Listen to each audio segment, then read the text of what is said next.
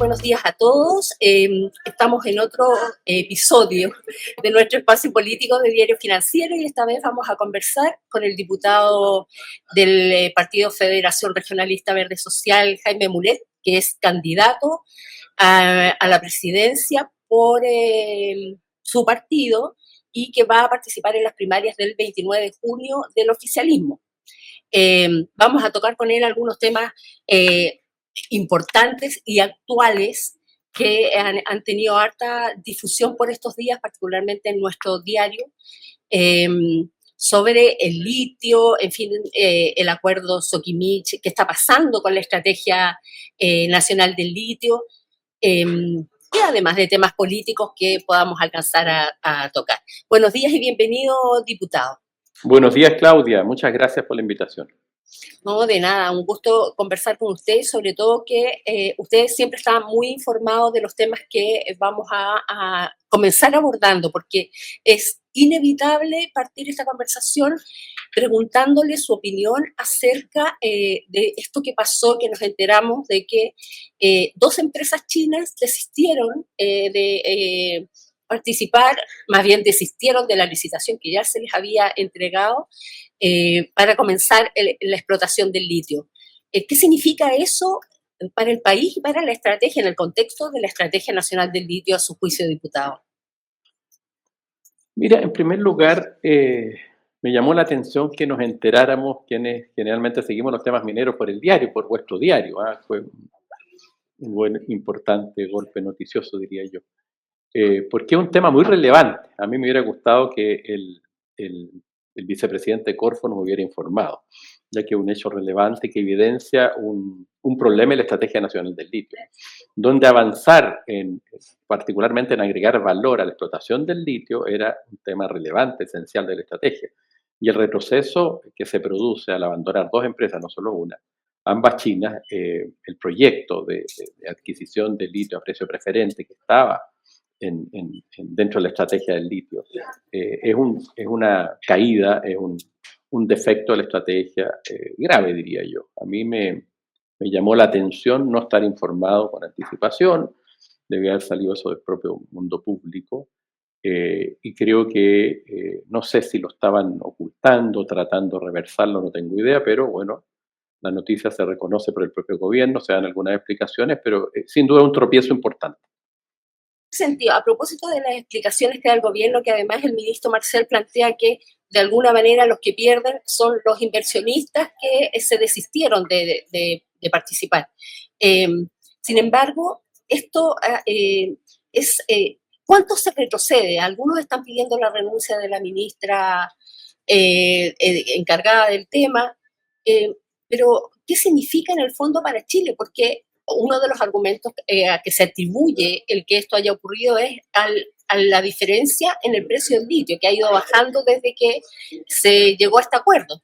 ¿Qué significa eso? Que a lo mejor tenemos una riqueza que finalmente estamos demorándonos mucho en explotar y podemos quedarnos atrás.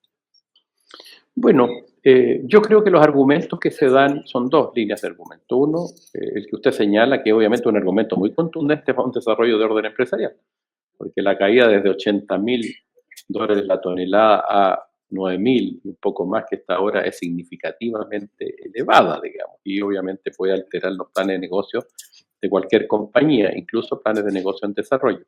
De manera que es un argumento serio que uno debe atender también. Y el otro es el de la permisología, que de alguna manera han esbozado también algunas empresas, o el de las demoras, ya en algunos trámites. Y eso evidentemente es más grave desde el punto de vista del Estado. Ahora, yo creo que hay mucho que tiene que ver más principalmente con el primer argumento. Si se hubieran mantenido precios elevados del orden de 20, 30, 40.000, en fin, no creo que hubiese habido un desistimiento de la empresa, de manera que creo que es una mixtura, es una mezcla, y que el Estado de Chile no supo o no pudo o no tuvo la suficiente diligencia o capacidad para amarrar, para que el negocio parta, porque el Estado era facilitador también en esta materia, no solo por el precio preferente del litio, sino que también, por ejemplo, se dice que no hubo disposición o demora en la determinación de un determinado bien fiscal para instalar una de las plantas. Y eso creo que eso puede ser verdad, porque el Ministerio de Bienes Nacionales es un ministerio tremendamente ineficiente. y en el norte de Chile, en mi región de Atacama, en la región de Antofagasta, en fin, hay mucho terreno fiscal y la verdad es que es un ministerio tremendamente ineficiente y en este gobierno lo ha sido más aún. Debo decirlo por experiencias que tenemos en la región de Atacama en cuanto a la administración de los bienes fiscales.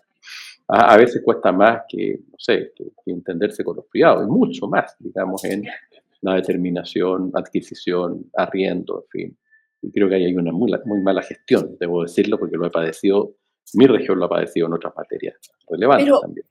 pero diputado, se le está pidiendo la renuncia a la ministra Rojas. En el fondo, algunos la responsabilizan a ella de que este proyecto, de que estos proyectos, porque como usted bien señala eran dos, no hayan avanzado.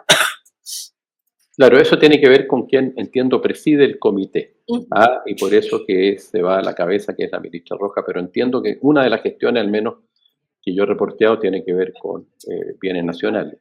Pero ella, claro, como conductora, digamos, del comité de ministros, entiendo que ella lo preside. Ahora hay áreas en que se ha avanzado, el Instituto de Estudio del Litio y de Salares ha avanzado, ya he visto en Atacama y en Antofagasta, por lo menos la determinación de lugares donde va a operar, en fin, que es parte de la estrategia. Yo no sé si corresponde la renuncia de la ministra, no me voy a pronunciar sobre eso, pero sí, o si es Corfo, no sé si me entiende, que es más operativo, Sí. Corfo, pero creo que es una mala noticia, y las malas noticias hay que reconocerlas cuando son malas, y ver si hay responsabilidades o es el precio. Bueno, habrá que determinar, creo que vale bien la pena investigar eso, fíjese, Eso, investigarlo a fondo. perdón, esa era otra cosa que le quería consultar, porque de alguna manera da la impresión de que estos acuerdos a los que se llegó con estas empresas no quedaron bien resguardados por parte del gobierno. No sé si usted tiene más información al respecto, pero da la impresión de que no hay multas asociadas que de alguna manera contribuyeran a que quienes se comprometieron a sacar adelante este proyecto efectivamente avanzaran en él. Sí, llama la Es como muy atención, fácil dejar en el la, fondo. llama la atención eso, precisamente, que sea un acto unilateral, digamos, y que no reciba ninguna sanción. O sea, como que se podía retirar en cualquier momento. Una de las personas, o de las empresas, perdón, que se Sí. adjudicó un proyecto que cuando se hizo el proceso era muy interesante desde el punto de vista, ¿cierto?, del interés corporativo en orden, porque habían otras empresas que estaban postulando también a adquirir ese litio a precio preferente y agregarle valor en Chile. Yo creo que hay que investigar bien esto, porque tiene que ver con lo que usted señala ahora y también tiene que ver con cómo actuó el Estado, los distintos órganos que tenían que actuar para que el proyecto fructifique. Es muy importante, o sea, esto era determinante, era uno de los hechos esenciales, agregarle valor al litio, o sea, no seguir exportando solo hidróxido o carbonato de litio, sino que agregarle valor a través de, por ejemplo, la construcción de baterías de litio. Creo que, por eso le digo, es algo que hay que investigar a fondo, qué pasó en este proceso. ¿Ah? Y creo que vale la pena hacerlo o desde la Comisión de Minería, por lo menos y Energía que yo estoy, o incluso una comisión investigadora que no descarto pedir, dado la relevancia que tiene. Y a Claro. mí no me gusta de repente como que me hubiera gustado que se hubiera dado la cara por parte del gobierno, no hubiera sido que lo confronte la prensa. Entiendo, diputado, que efectivamente la comisión que usted integra citó o va a citar, invitar a los ministros de Economía, de Minería, al vicepresidente ejecutivo de Corfo, entre otros. Me imagino que estas son las preguntas que usted le van a plantear de alguna manera a estas autoridades.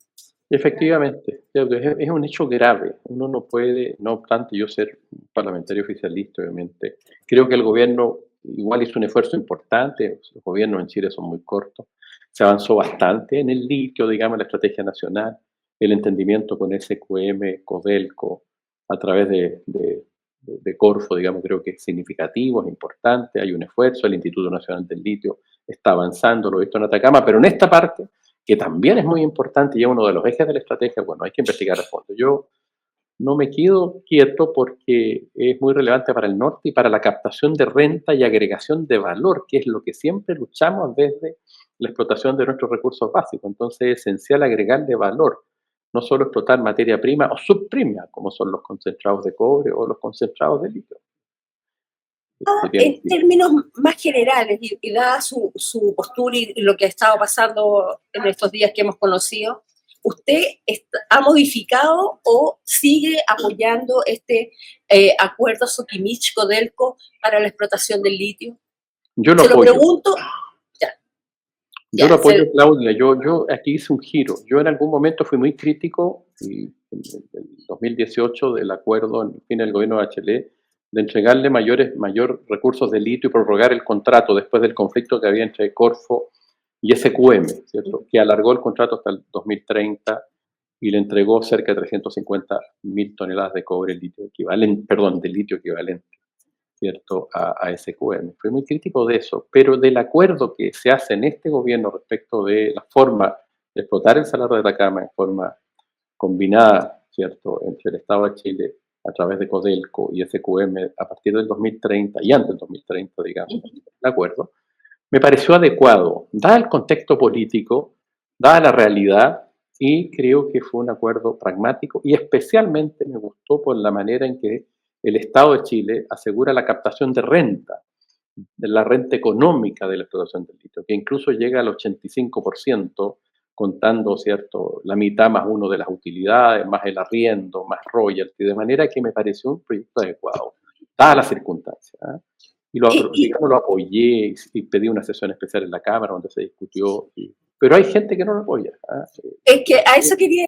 ¿Qué le parece que se produzca esta especie de simbiosis entre la ministra, la ex ministra Janet Jara, del Partido Comunista, que va a competir con usted en la primaria oficialista, y la candidata de Chile Vamos, Evelyn Matei, ambas, por distintas razones seguramente, se oponen o ponen en tela de juicio este acuerdo entre Sokimich y Codelco para la explotación del litio.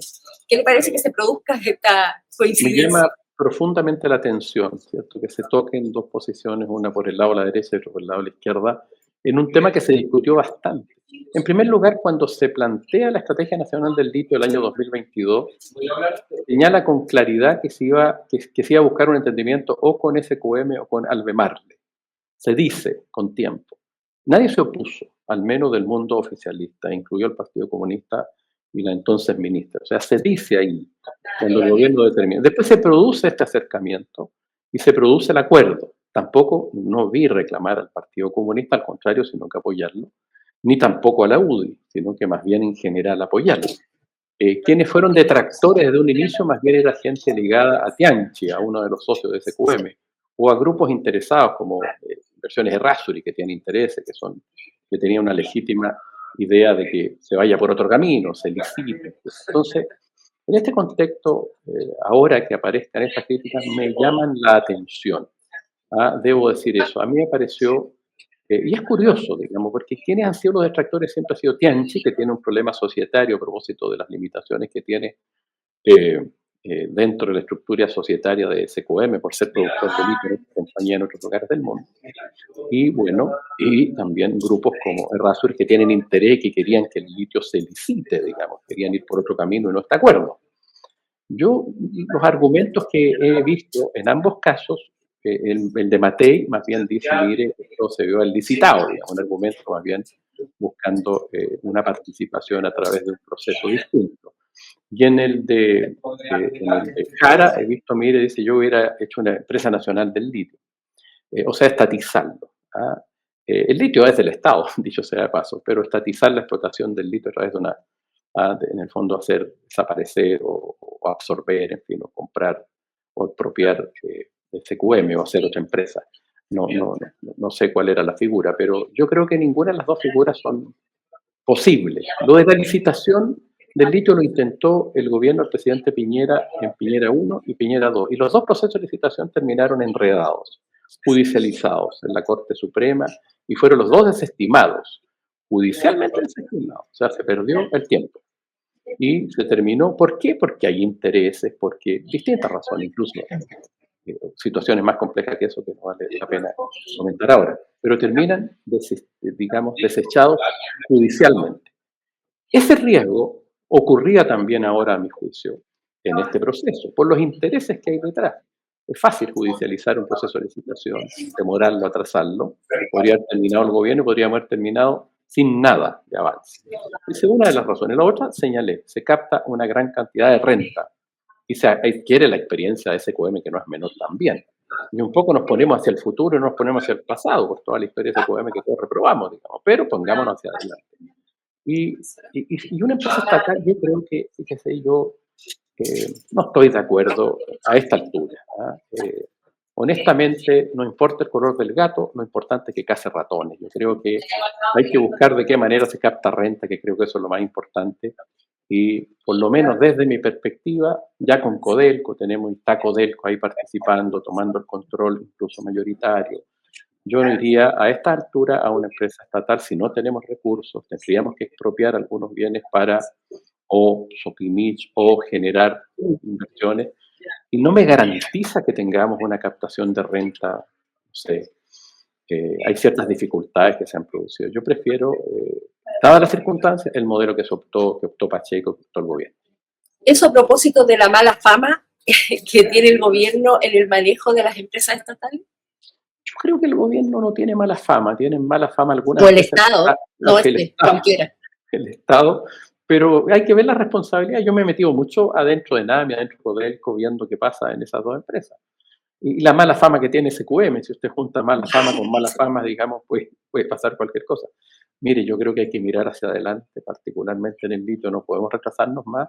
Y lo otro que creo que es muy importante, las dificultades que presenta NAMI yo las conozco muy bien. Las dificultades de Codelco también las he estudiado mucho, en muchas sesiones especiales que las he pedido yo, y tengo una mirada bien clara de ello, y es responsabilidad de muchos gobiernos que han dejado de lado la capitalización particularmente, y han habido particularmente en el ANI muy malas administraciones, que han derivado en situaciones complejas, de manera que eso podemos profundizar si a usted le parece, pero hay dificultades que no se han resuelto bien. Creo que este gobierno en ambos casos ha sido más transparente. Pacheco transparente, dice, fallaron los 4 proyectos estructurales por esto, por este otro, en fin, que parten en 2010, 2011, se fija, lo del Teniente, lo de Chuquicamata subterráneo, lo de Rajoinque en Atacama, lo de Andina, da las razones, en fin. De acuerdo al plan de desarrollo de Codelco del 2014, ya yo lo tengo por ahí, deberíamos estar produciendo 2,3 millones de toneladas de cobre fino Codelco en este año, de acuerdo a lo que proyectan. Estamos produciendo 1,3 a 1,4. Hasta menos. Claro. Diputado, ¿usted diría que a lo mejor en el caso específico de Janet Jara, una de las diferencias más significativas tiene que ver, por ejemplo, con la Estrategia Nacional del Litio, en el sentido de que ella propone esta empresa estatal y usted considera que la forma en que el gobierno lo enfrentó ha sido la forma correcta? Sí, a mí me parece contradictorio porque, bueno, ella era subsecretaria de la presidenta Bachelet cuando se llega al acuerdo en 2018, o sea, era parte del gabinete de subsecretario de la presidenta Bachelet. No escuché, incluso en el Consejo de la Corfa había un ministro comunista, el ministro, no recuerdo cuál, pero dentro del Consejo, Corfa, usted sabe, tiene el Consejo integrado por un conjunto de ministros. Y ahora en este gobierno se señala la estrategia en 2022, tampoco se dice que se va a conversar con Albemarle y primero con SQM para explotar conjuntamente, buscar la fórmula, y después se llega al acuerdo. Entonces, me llama la atención ese cambio. Yo creo que más bien, por eso que me parece contradictorio, digamos. Ahora todos tenemos derecho a cambiar, pero me parece contradictorio. Y además, yo creo que no hay margen hoy día para una explotación a través de una empresa estatal. No tiene sentido, para serle bien honesto, hoy día, si podemos captar desde el Salar de Atacama hasta el 85% de la renta, digamos, dependiendo de las condiciones de precio. Entonces creo que eso va bien. Y si además controla eso una empresa del Estado, entonces ¿para qué le vamos a meter más Estado? Creo que no están los recursos para eso y no está la garantía de que va a ser mejor. En ese contexto le decía, ¿se podría atribuir tal vez este cambio de postura de la ex ministra Jara a que le esté hablando a su público objetivo en el fondo, pensando en las primarias del oficialismo? Es muy probable, o bueno, ella es comunista y tiene una visión, ¿cierto?, más estatista de la sociedad, y uno puede entender que cuando era ministra de un gobierno más amplio, ahora es candidata comunista per se, digamos, y la postura comunista ella la expresa, entiendo ese cambio, uno lo puede entender de esa manera, pero yo no lo comparto, yo creo que no es bueno.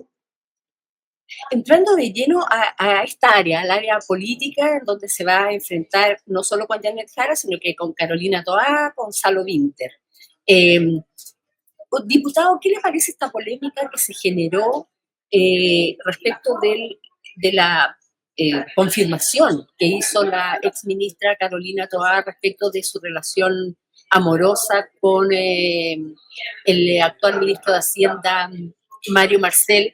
¿Le preocupa, como algunos ya lo han planteado, esto? Ella debió haber a lo mejor transparentado esta situación públicamente, no solo con el presidente de la República, sino con todo el mundo, mientras era ministra del Interior. ¿Cómo ha visto usted este proceso? Yo lo he abordado de la siguiente manera, mire. En primer lugar, el presidente Boris, cuando asume el gobierno, hizo Twitter instructivos también respecto de que a él no le gustaba el nepotismo. Este no es un caso de nepotismo, porque no son nombramientos, pero también de relaciones familiares dentro del gobierno. Lo hizo saber de que su gobierno iba a incluir eso, tener padre e hijo, en fin, aunque no sean posiciones de nepotismo, o un cónyuge en un lado, otro en otro. Fue bastante explícito en esa materia. Entonces, yo creo que, según me informa la propia Carolina, que me llamó antes que saliera en el diario, me dijo, va a salir esto mañana, fue muy diligente en informarme en ese sentido. Y ella me dice, nosotros le avisamos con Mario al presidente apenas esto comenzó a ocurrir. Entonces, y cumple todos los estándares legales. Ahora, yo no he averiguado, yo entiendo que obviamente cumple los estándares legales, lo que me dice ella, y no tengo por qué no creerle. Y el presidente mantuvo esa situación conociéndola. Creo que el presidente tuvo sus razones. Ahora, si usted me dice qué haría si yo fuera presidente en una situación como esa, de esa naturaleza, yo la trataría de evitar. ¿A su juicio es un flanco más que un aporte a la campaña de Carolina Toá? No sé, están las dos opiniones, las discusiones. Algunos dicen que se colocó para tratar de humanizar más, yo creo que ella es muy humana, digamos, pero no lo sé, la verdad, no he hecho ese análisis, no tengo una opinión sobre eso, si la perjudico o no, pero yo creo que esas situaciones, por lo menos si yo fuera presidente, trataría de no tener una pareja o cónyuges de ministro, digamos, para serle bien honesto. Pero esas cosas a veces ocurren, que a veces es muy difícil cuando se desarrollan, ¿cierto?, reversarlas. De manera que, pero a mí no me gustaría, digamos, creo que no es bueno, digamos, porque hay conflictos de interés, obviamente. Otros ministros se pueden poner celosos financieramente, me refiero, Claro que que puede sí. contar con mayores ventajas, en fin, y toda esa cosa. Entonces genera ruido, eso evidentemente genera ruido, no es una situación ideal, ni en la empresa privada ni en el sector público. Ahora vaya a saber, el presidente tomó su decisión y toleró y aceptó eso y tendrá sus razones, pero es algo que preferentemente es algo que hay que evitar. Diputado, ¿cómo ve usted esta primera fase en el fondo que va a tener el oficialismo con esta primaria del 29 de junio? ¿Cómo ve este proceso a propósito de esto que está pasando con Carolina Toá, de las diferencias que está marcando la ministra Jara? ¿Cómo ve esta carrera hacia la primaria? Yo la veo bien, creo que fue un gran logro hacer la primaria. Nuestros vecinos del frente, de la derecha, no se pusieron de acuerdo. Se trata de hacer una primaria, pero más allá de eso, creo que es un buen método para resolver dentro de un pacto político de diferentes partidos la situación de una candidatura presidencial. Creo que se ha ido desarrollando bien. Aquí hay que marcar diferencias. Yo no soy marxista, yo no soy PPD, yo soy regionalista verde, yo soy creyente, tengo un plan para construir las viviendas y acelerar el crecimiento económico, hacer 600.000 viviendas. Me interesa abordar el tema de la salud con mucha inteligencia y con proveedores, si no pueden los público-privados. En fin, hay que ir manifestando las diferencias que tenemos, ¿cierto? Y después el que gane o la que gane, espero ganar, eh, obviamente de conjunto tener el apoyo y seguir hacia adelante en una candidatura presidencial que para nuestro sector es muy difícil. Todos han planteado, los cuatro candidatos del oficialismo han planteado que se van a alinear con quien gane la primaria. Y a propósito de lo que usted mencionaba, diputado, de las diferencias que tiene con el Partido Comunista, por ejemplo, o con el PPD, o incluso con el Frente Amplio, eh, ¿cómo, o sea, qué tan complejo puede llegar a ser para usted ponerse detrás, por ejemplo, de una candidatura de Janet Jara, por ejemplo. Mire, eso lo resolví antes de entrar a la primaria y obviamente hice el examen de esa situación, porque la otra alternativa era que el partido vaya con una candidatura a la primera vuelta, derechamente. Pero creo que siempre las cosas, las decisiones políticas no son tan fáciles y creo que este era el mejor camino, dado una posibilidad real que hay que la derecha pueda pasar con dos candidatos a la primera vuelta. Y creo que había que acumular fuerza. Eso por una parte. En segundo lugar, creo que quien gane el programa no va a ser de los comunistas, si gana Yanet Jara, o de los regionalistas verdes, si es que gano yo, sino que tiene que ser un programa construido colectivamente, de acuerdo al peso específico también que haya uno obtenido en el resultado de la primaria, que le permitirá influir más o menos dependiendo del apoyo ciudadano en este periodo. De manera que quien gane no va a ser el candidato del partido A, B o C, sino que va a ser el candidato del conjunto.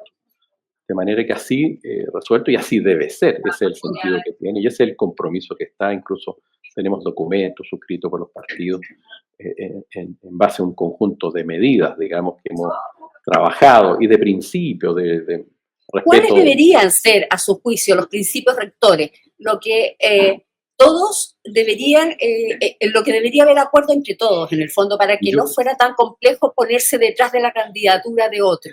Mire, hay un documento bien interesante que se ha trabajado entre los distintos partidos, incluido el Partido Comunista, incluso la democracia cristiana, que al final no se ha suscrito todavía, pero es bien interesante. Lo primero es el respeto restricto al Estatuto de Derechos Humanos, digamos. Eso es lo primero. Todos tenemos que respetar y de ahí partir. En segundo lugar, la democracia liberal, los métodos democráticos. La democracia como se conoce, pluralismo político, en fin, partidos políticos, gusten o no, son esenciales en los regímenes democráticos, libertad de prensa.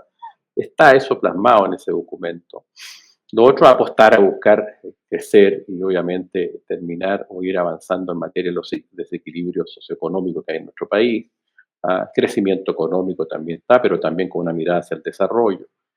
No solo crecimiento per se, sino que también buscar equilibrio y mejor distribución del ingreso. Hay una serie de elementos que son comunes y que resguardan, sin lugar a dudas, un sistema pluralista, democrático y que apueste por, digamos, mantener las libertades que Chile tiene. Yo en eso no veo ningún riesgo, la verdad. Ya, o sea, está tranquilo, no hay No, nada estoy tranquilo, no, yo no tengo dificultades, pues yo creo que, además el Partido Comunista, mire, obviamente yo tengo muchas diferencias, particularmente en materia de relaciones internacionales también, y en muchas otras.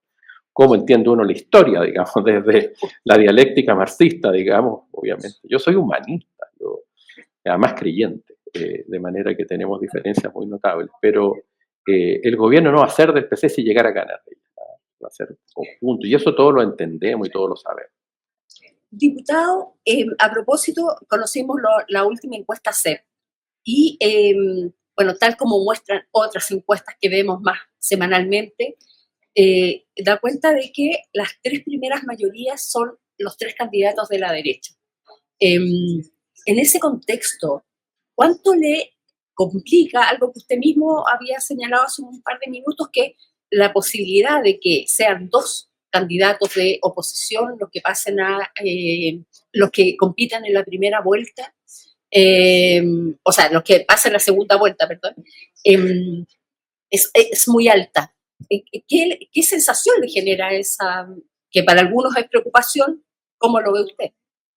Mire, yo creo que es algo que de alguna manera nos obligó o nos condicionó o nos sedujo de hecho ir a la primaria. Yo creo que no va a ocurrir eso.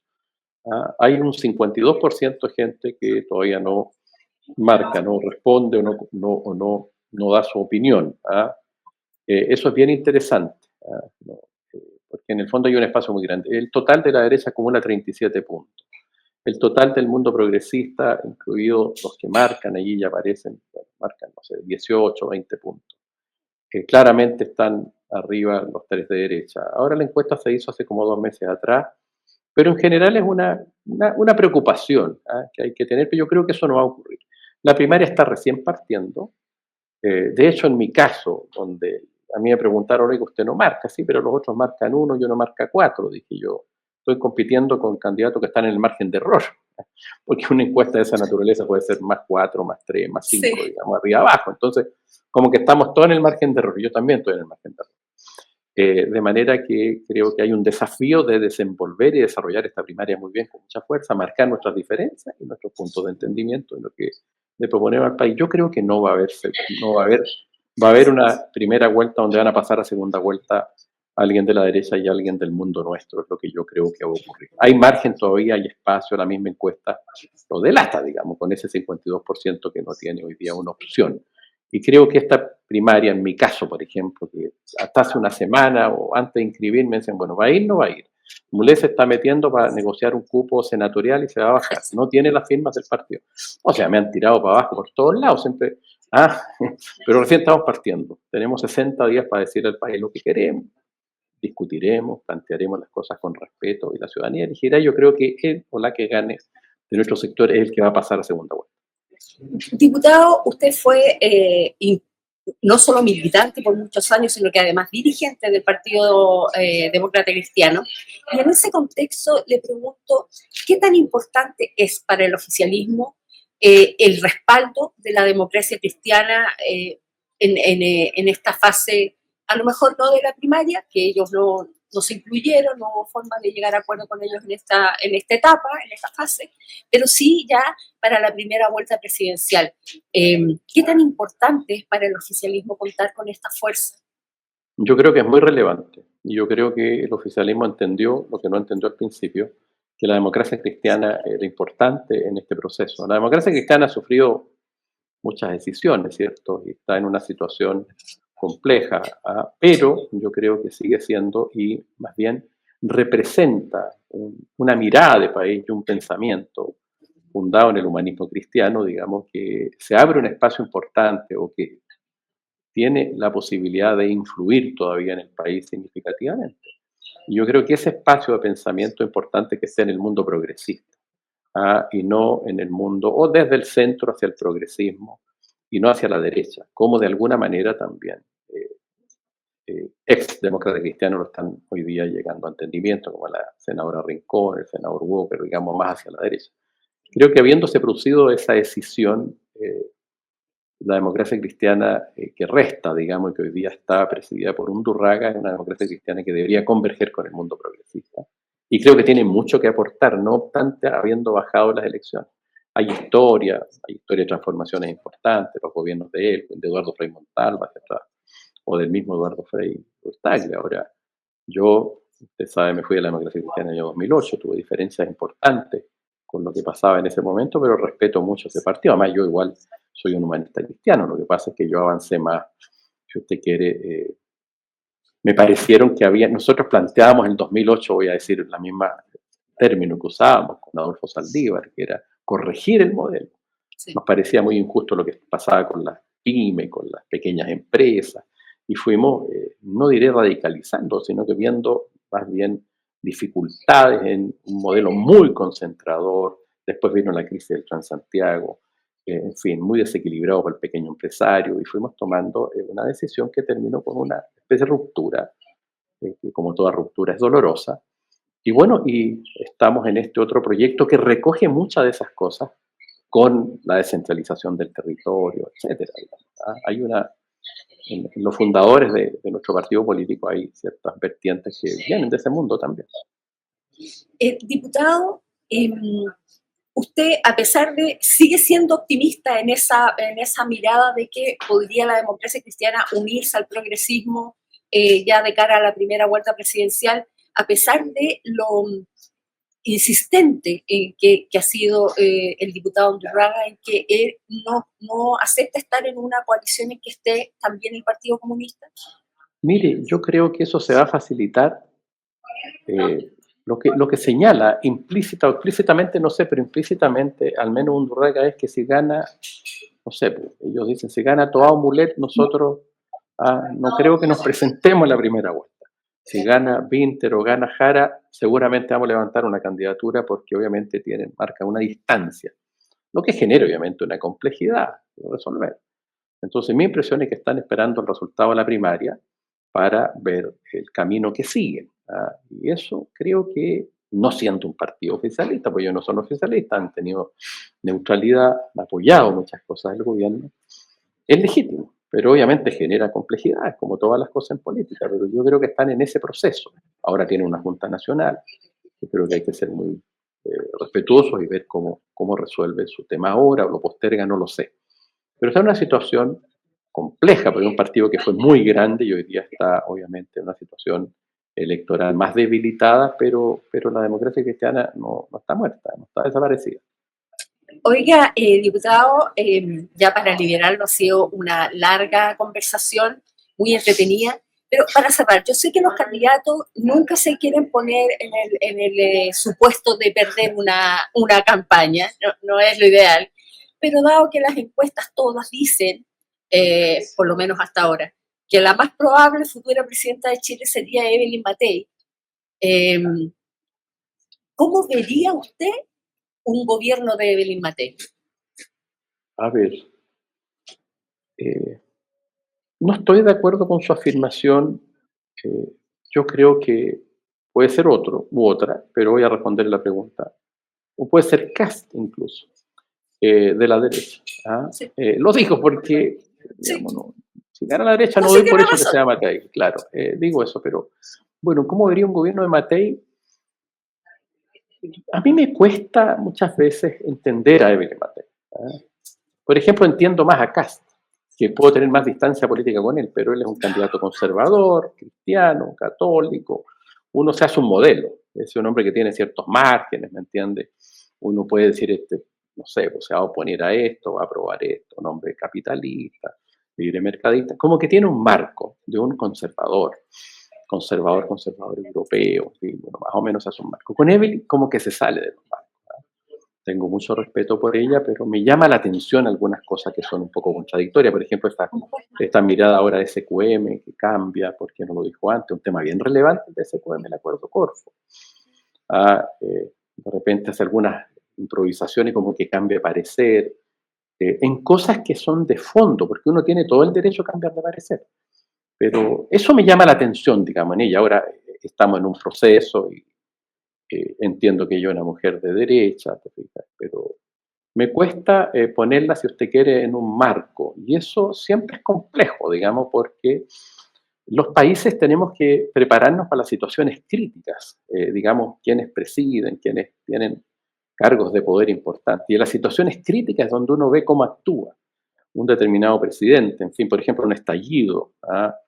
Cuando el presidente Piñera dice estamos en guerra, bueno, uno dice, bueno, hay una visión de fondo, pero después igual toma decisiones complejas, duras. No me voy a referir a eso si estuvo bien o mal, lo digo nomás como Sí. contexto, ¿se fija? Y creo que ahí es donde uno dice, bueno, ¿cuál es el marco? ¿Ah? ¿Qué es lo que hay detrás? ¿Cuáles son los principios, valores profundos, en fin? Y en eso me cuesta enmarcar a Matei. Seguramente durante el proceso de campaña ya va a tener que ser más clara en algunas cosas, a mi juicio. ¿Le cuesta, por ejemplo, verla más parecida a lo que podría ser un gobierno de Sebastián Piñera?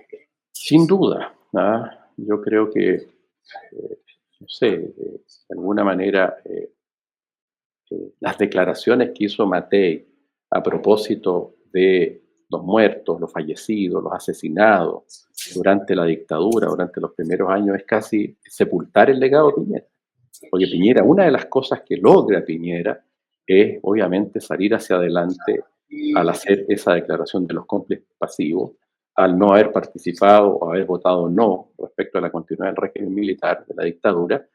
Y Matei, cuando dice que ella cree que esas muertes tuvieron una justificación porque estábamos en guerra, no obstante ocurrió el asesinato de la calle Conferencia, el general Prada, el atentado en Nato Leighton, del ex canciller, es decir, alguno, o sea, es una brutalidad, perdóneme.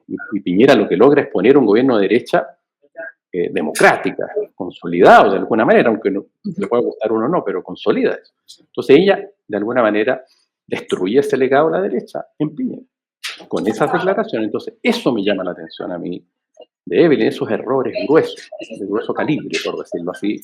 Yo sé que en una entrevista se puede equivocar, ella rectifica después, pero queda la duda, queda la duda. Oiga, diputado, se pasó. 1.000.000 de gracias por su tiempo. Ha sido una entrevista bastante esclarecedora y le agradecemos y suerte en la primaria del 29 de julio, que queda harto, pero los días pasan volando y en política pasan volando más todavía. Así que mucha suerte y ha sido un gusto haber podido entrevistarlo en esta ocasión. Muchas gracias, Claudia. Mire, deme unos segunditos. Tenemos un gran plan en mi programa de gobierno de construcción de viviendas con incentivos tributarios. Lo quiero decir, estamos en DIF.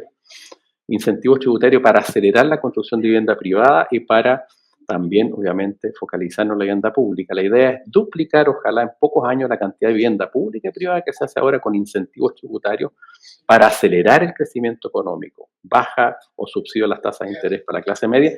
Lo quiero decir porque uno de los elementos esenciales que tenemos para activar la economía, para subir el crecimiento económico y para solucionar el problema de la vivienda también, entre muchas otras medidas más económicas que tenemos en nuestra propuesta, cómo proveer los sistemas de salud con servicios privados, también si el sector público no da abasto.